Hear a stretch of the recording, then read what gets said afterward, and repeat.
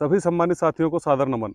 साथियों, अपने खेत में हूँ और बहुत चिंताग्रस्त हूँ कि ये इतना खरपतवार देखिए, दिखाइए जरा शेखर जी, इतना खरपतवार उगाया है कि पौधों को उठने नहीं दे रहा है, पौधों को उगने नहीं दे रहा है। मैं सोच रहा था इनका क्या करूं, और अस्त्र मेरे पास है, देख ही रहे हैं।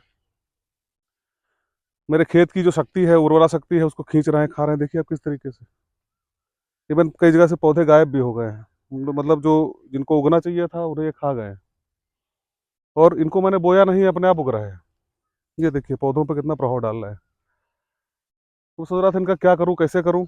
ये दोस्तों उसी तरह है जैसे आपके मन में आप न चाहते हुए नकारात्मक विचार आते हैं ना, आपके मन में नकारात्मक विचार आते हैं जैसे न चाहते हुए, वैसे है ये। अब इनको जितना ही आप अगर खाद पानी सोचेंगे देंगे, तो ये दोगुनी चौगुनी गति से बढ़ेंगे और पूरे खेत को खा जाएंगे, खत्म कर देंगे। इनके अंदर जहरीले कीड़े पलेंगे और पल करके आपके पौधों को, जैसे ये पौधे इधर है, देखिए इधर साफ सफाई थोड़ी हुई है तो इनमें थोड़ा सा राहत है। तो अब इनका इलाज यही है कि देखिए इनको जो घास फूस है इसको उड़ा दिया, दिखाए शेखर जी इस तरीके से इनको जुट करके उखाड़ना पड़ेगा। ये देखिए, इनका कोई और इलाज नहीं है।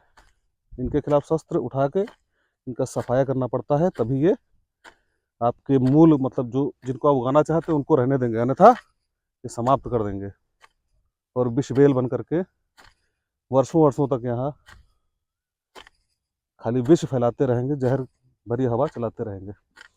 तो मैं जुटा हूँ अपने खेत पर। मैं पत्रकार भी हूँ और किसान भी हूँ। कुछ लोग कहते हैं एसी गाड़ी से चलते हैं, तो क्या किसान को एसी गाड़ी से चलने का हक नहीं है? सिर्फ बड़े नेताओं को, बड़े अधिकारियों को या पूंजीपतियों को ही हक है क्या? मैं पूछना चाहता हूँ, क्या किसान कोई पीड़ित शोषित है, कोई वंचित है?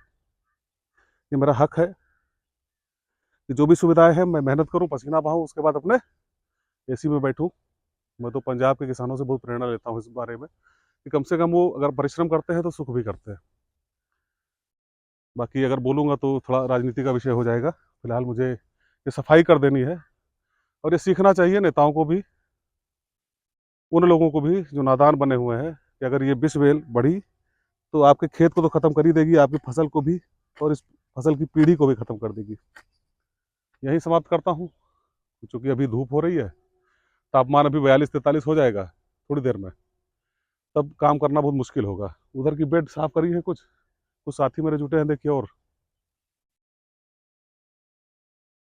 एसी में बैठना है तो पसीना भी बहाइए, बीमारी भी दूर रहेंगी आपकी, रोगग्रस्त नहीं रहेंगे, खाएंगे पिएंगे और मस्त रहेंगे। 2 घंटा 3 घंटा अगर खेतों में देते हैं आप, तो आपकी फसल भी ठीक रहेगी और आपकी सेहत भी ठीक रहेगी। जबरदस्ती जिम जाने से कोई फायदा नहीं है, एक्स्ट्रा खर्चा करना, तमाम सारा इन्फेक्शन। मैं नहीं कहता हूँ जिनके पास नहीं भाई खेत हो जाए जिम। ठीक है, वही समाप्त करूंगा, नहीं तो लंबा हो जाएगा। फिर मिलेंगे साथियों, आपको सादर नमन, प्रणाम।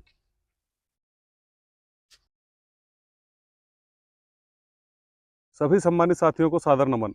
साथियों, अपने खेत में हूँ और बहुत चिंताग्रस्त हूँ कि ये इतना खरपतवार देखिए, दिखाइए जरा शेखर जी, इतना खरपतवार उगाया है कि पौधों को उठने नहीं दे रहा है, पौधों को उगने नहीं दे रहा है। मैं सोच रहा था इनका क्या करूं, और अस्त्र मेरे पास है, देख ही रहे हैं। मेरे खेत की जो शक्ति है, उर्वरा शक्ति है, उसको खींच रहे हैं, खा रहे हैं। देखिए आप किस तरीके से। इवन कई जगह से पौधे गायब भी हो गए हैं, मतलब जो जिनको उगना चाहिए था उन्हें ये खा गए हैं। और इनको मैंने बोया नहीं, अपने आप उग रहे हैं। ये देखिए पौधों पर कितना प्रभाव डाल रहा है। तो सोच रहा था इनका क्या करूं, कैसे करूं। ये दोस्तों उसी तरह है जैसे आपके मन में आप न चाहते हुए नकारात्मक विचार आते हैं ना, आपके मन में नकारात्मक विचार आते हैं जैसे न चाहते हुए, वैसे है ये।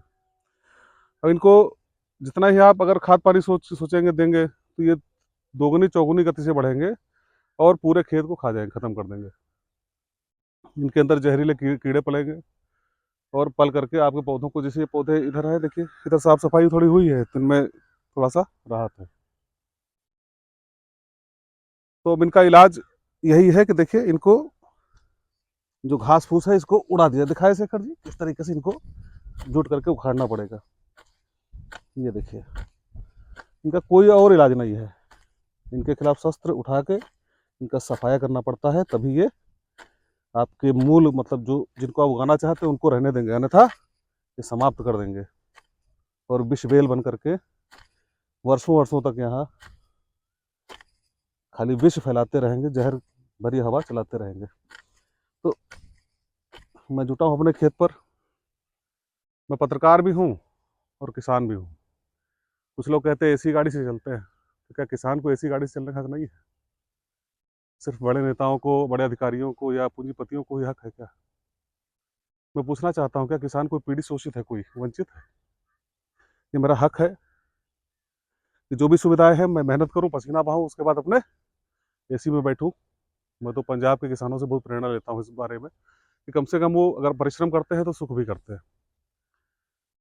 बाकी अगर बोलूँगा तो थोड़ा राजनीति का विषय हो जाएगा। फिलहाल मुझे ये सफाई कर देनी है, और ये सीखना चाहिए नेताओं को भी, उन लोगों को भी जो नादान बने हुए हैं, कि अगर ये विष बेल बढ़ी तो आपके खेत को तो ख़त्म कर ही देगी, आपकी फसल को भी, और इस फसल की पीढ़ी को भी ख़त्म कर देगी। यहीं समाप्त करता हूँ, क्योंकि अभी धूप हो रही है, तापमान अभी 42-43 हो जाएगा थोड़ी देर में, तब काम करना बहुत मुश्किल होगा। उधर की बेड साफ करी है, कुछ कुछ साथी मेरे जुटे हैं देखिए। और एसी में बैठना है तो पसीना भी बहाइए, बीमारी भी दूर रहेंगी आपकी, रोगग्रस्त नहीं रहेंगे, खाएंगे पिएंगे और मस्त रहेंगे। 2 घंटा 3 घंटा अगर खेतों में देते हैं आप, तो आपकी फसल भी ठीक रहेगी और आपकी सेहत भी ठीक रहेगी। जबरदस्ती जिम जाने से कोई फायदा नहीं है, एक्स्ट्रा खर्चा करना, तमाम सारा इन्फेक्शन।